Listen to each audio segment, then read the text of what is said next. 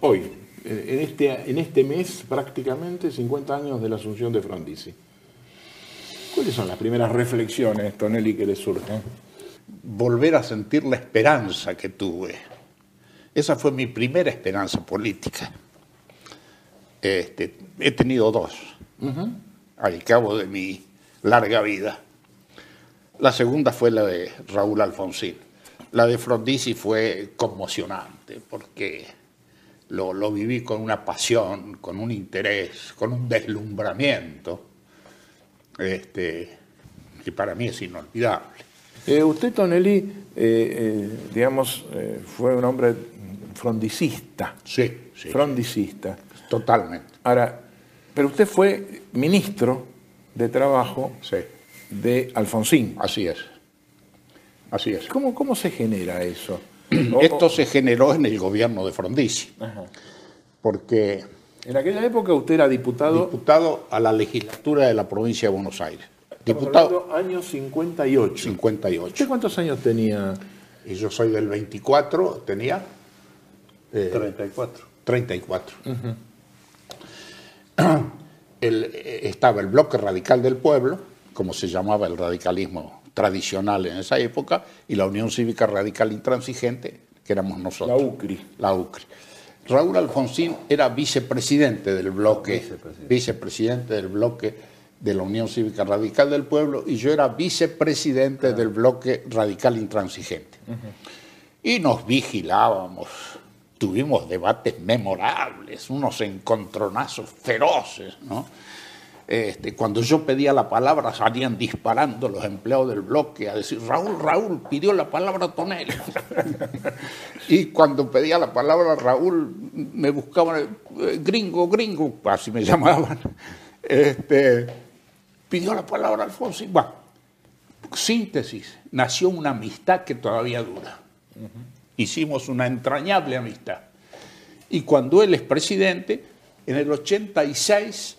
hay una renovación ministerial, renuncia el secretario de Justicia y me llaman a Pinamar, donde yo estaba veraneando con mi mujer, me llaman para ofrecerme la Secretaría de Justicia. Es decir, se acordó de mí, qué sé yo cuántos años después, y yo me incorporé con la certeza de todo el gabinete y del propio Alfonsín que yo era frondicista. Es decir, ¿no? Y bueno, en fin, colaboré con Raúl porque, como le dije, creo que sigo creyendo que fue un gran presidente. No acertó con las cuestiones económicas, pero institucionalmente y políticamente fue un presidente para mí 10 puntos, ¿no? Yo me afilié a la Unión Cívica Radical al cumplir 18 años.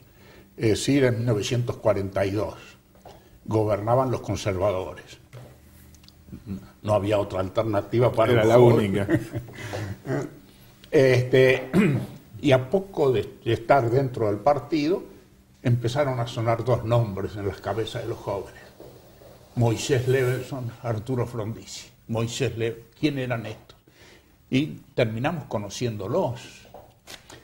Brevísimo, introduzca, porque mucha gente no sabe quién era Moisés Levenson. Moisés Levenson era un dirigente radical de Junín, director de un diario, Democracia, con una vocación... Existe el diario. Lo dirige el hijo. Lo dirige el hijo. Héctorcito. Con una concepción de militancia y de vocación política tremenda. Tenía esa pasión que suele anidarse en el alma de un judío. Era un hombre deslumbrante. Muy joven. Muy joven y murió muy joven, lamentablemente. En el año 53. Y recuerdo que cuando muere, yo me encuentro con Frondizi o en Buenos Aires, en la casa de Davidito Blecher, o en Junín, yendo al velorio de Levenson, y a un grupo con el que estábamos conversando, Frondizi nos dijo: yo sabía mucho de economía, yo sé mucho de economía, yo sé mucho de algunas cosas, pero el que sabe más de todo era Moisés, decía Frondizi. Era una cabeza universal. Una cabeza universal. Sí. Un orador formidable. Me decían que hacía política viajando de noche en los ómnibus que juntaba a los pueblos. Perdónenme, le cuento rápidamente. Le dije que nos afiliamos al radicalismo. Se produce en un momento determinado aquella famosa elección interna en donde triunfa la intransigencia por primera vez en la provincia de Buenos Aires. Es decir, Eluard y Cetrán. Exacto. Y Boatti, Osores Soler y Prat Larralde. Del otro lado. Exacto. Ahí eclosiona toda una generación de hombres jóvenes en el radicalismo que le dan el sello que lleva a Frondizi al gobierno. Y un día recibimos en Bragados, iba a ser esta elección interna, que iba a venir Moisés Levenson y que quería hablar con los jóvenes. En Bragados el caudillo era Felipe Gardela, un médico formidable, pero unionista. Hombre conservador, era del lado unionista. Llega Moisés Levenson, se baja del ómnibus con una bufandita, un sobretodito raído, cortito, y nos junta a 20 muchachos y nos dijo: ustedes contra Felipe no pueden hacer nada. Felipe les va a ganar. Yo lo único que necesito es que me fiscalicen las mesas y que no me vuelquen los padrones. Esta fue la directiva que nos dio. Yo no pido más. Y bueno, entonces nos convertimos en unos soldados. Estábamos media hora antes que se abra el comicio firme e impedimos que se hiciera cualquier maniobra que contrariese la voluntad de los afiliados, ¿no? Y entonces Frondizi, siendo diputado, iba 2 veces por semana a nuestro grupo, que éramos muchachos jóvenes, a La Plata. Iba los lunes y los viernes, porque martes, miércoles y jueves él se los dedicaba a la Cámara. El lunes nos indicaba los trabajos y le teníamos que rendir cuenta el viernes. La primera tarea que me encomendó fue analizar el debate de las carnes en el Senado de la Nación, allá en aquella oportunidad que muere Bordaberry, De Lisandro de la Torre. que era compañero de Lisandro de la Torre en el Senado de la Nación. Bueno, me lo hizo estudiar y me hizo rendir examen. Nos quedó a todos un método de análisis. Sin duda. Un método de análisis objetivo. Desechaba los subjetivismos, las pequeñas pasiones, ir al meollo de las cosas. No sé por qué yo le habré hecho un elogio o algo por el estilo. Y me dijo: Tonelli, yo nunca fui un bocho. Yo fui un gran trabajador. Cuando era diputado, cuando mis compañeros de bloque, los reos, se acostaban a las 3, 4, 5 de la mañana porque se pasaban las noches conversando, yo me levantaba. Y cuando ellos llegaban al bloque, yo tenía estudiado el orden del día, punto por punto. Entonces, yo no soy un bocho, yo soy un trabajador. Esto en abono de lo que dice. Claro, y es importante señalar el empleo de la voluntad. y el esfuerzo. Y el esfuerzo. Mucha gente sostiene que Frondizi cambia su espectro de análisis y enfoque sobre temas de la Argentina a partir de su conocimiento con Rogelio Frigerio. ¿Qué fue lo que hizo que Frondizi, que escribió su famoso libro de Petróleo y Política, lo deja de lado y cambia totalmente? ¿Cuál fue la influencia de Frigerio? Yo diría que los buenos científicos dicen que cuando las ideas no coinciden con la realidad, lo que hay que tirar son las ideas, no la realidad. Y Frondizi practicaba ese método. Entonces, esto del cambio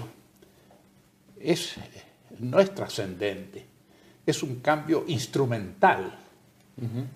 Es decir, la obsesión de Arturo Frondizi era el desarrollo en su más amplio sentido de la palabra y entre ellos el autoabastecimiento petrolero. Lo concibió porque así eran las ideas prevalecientes en ese momento mediante el capital estatal puesto en YPF. Pero el mundo cambia, las circunstancias cambian y él también cambiaba con las ideas y con el mundo e incorporó la actividad privada en el seno de YPF y logró el autoabastecimiento petrolero. Frondizi se inclinó hacia la creación de riqueza, a la generación de riqueza. en un país en el que a partir de la eclosión del peronismo en el año 46 se generó una cultura distribucionista que todavía tiene vigencia en la Argentina. Todo el mundo distribuye. Distribuir es facilísimo. ¿Quién no quiere distribuir? Además, querer y poder hacer es fácil. Claro. es lo más rentable de la política. Es lo más rentable de la política, es lo que más votos da. Frondizi, la obsesión de Frondizi era la generación de riqueza sobre la base de que solamente a partir de eso después puede, o al mismo tiempo, se puede producir pero distribuir sin generar riqueza lleva a la inflación, lleva a todo lo que los argentinos hemos conocido tantas veces. Este sesgo de Frondizi me parece esencial, ¿no? ¿Por qué tuvo tantos problemas? En primer lugar, un adversario muy poderoso en aquella época fueron las Fuerzas Armadas. Estábamos en plena Guerra Fría, habían concebido, las Fuerzas Armadas argentinas estaban alineadas en un anticomunismo cerril. No es que fuéramos nosotros procomunistas, no éramos anticomunistas cerriles, éramos otra cosa.